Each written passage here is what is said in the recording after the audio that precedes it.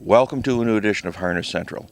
I'm Harold Howe, and we're here with Dustin Jones at his new digs at Classy Lane Training Center. Dustin, you're only a few miles from where you used to be. Things have changed for you a lot in the last month with the parting with longtime owner Serge Godin.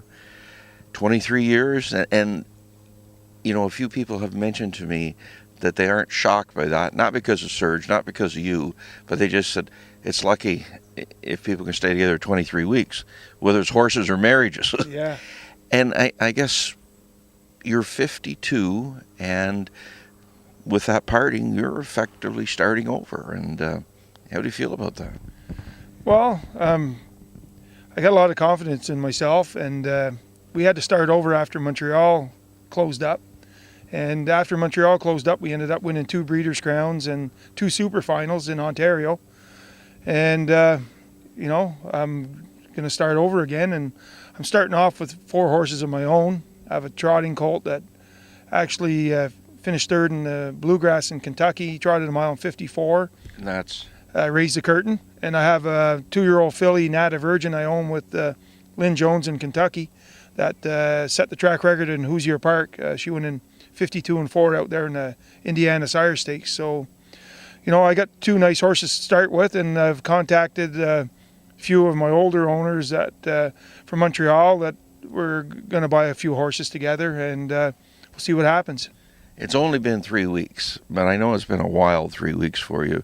I mean, you've got to find another place to live. You've still got your farm in Quebec. I mean, there's vehicles to exchange. You even got a nice new truck here. And on top of that, you've been traveling all over looking at yearlings. Tell us about that part of it. Well, luckily my wife is a pretty strong person, so when we got the news that we were being replaced, and she went right out, and she had some contacts that she works with at the Carlisle Medical Clinic, and she found us a house, a 4-bedroom house, so we got that done, and we came over here and got we can have up to 20 stalls here at the Classy Lane, and so we're moving forward. We got that part looked after, and then we had a couple trucks, so got rid of them and leased it one instead of having 2 truck payments. Got one, and things are looking good. And you've been kicking tires at various breeding farms in the United States. I'm curious what your strategy is going to be in that. When you were working with Serge, you were dealing in the higher end stuff. 6-figure horses were more common than the lesser ones. That's changing now. And also, I'm curious how you feel about the Ontario program. The die is cast. We know what it is for the most part. Are they in the mix? Well, for sure. I want to get some Ontario breds because actually we won't have a lot.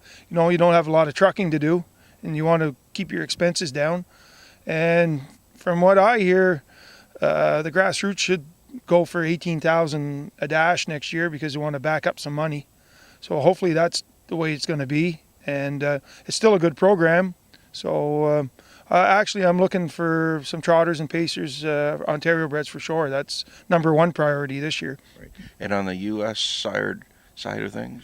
Well, I'm looking at a different price range this year. It's going to actually, last year I brought that Raise the Curtain horse for $8,000 in Lexington for myself. He was an ET or embryo transplant colt, and I was able to buy him for $8,000, and he's made around $32,000. But I think he'll be a nice colt next year because he gets to start in the maidens, and we'll be always looking for something like that, or something like maybe He's Watching. Yes, $3,000 and what he's done, he certainly makes some of you rethink things. I just want to back up for a minute. Wheeling and dealing. I mean, when we did the 2-year-old in training video back in March or whatever it was, we also talked about wheeling and dealing at length. And you had immense confidence that he was coming back nicely and everything was looking good. Champion 2-year-old. It just never happened for him. And I don't think there's anyone who would say they believed the horse could go through a full season and not win a race. I mean, it had to be heartbreaking. And it seemed to me he just didn't get any better. Now, I know you've said, well, you think there's some more to it. I mean, now that it's all said and done, what happened in your mind? Well, I don't know. There's Or all. what didn't happen? Well, what didn't happen is he didn't win. I don't know. It probably finished off at the year. He ended up having a hairline crack of his right knee, so we had to leave him in for 90 days in the stall. So, he wasn't out running around the paddock and stuff like that. And then, by the time we got him ready, it was like June, and we qualified him 3 times. I thought actually he was coming back super. And then his first start, he was in with aged horses, and he came first over.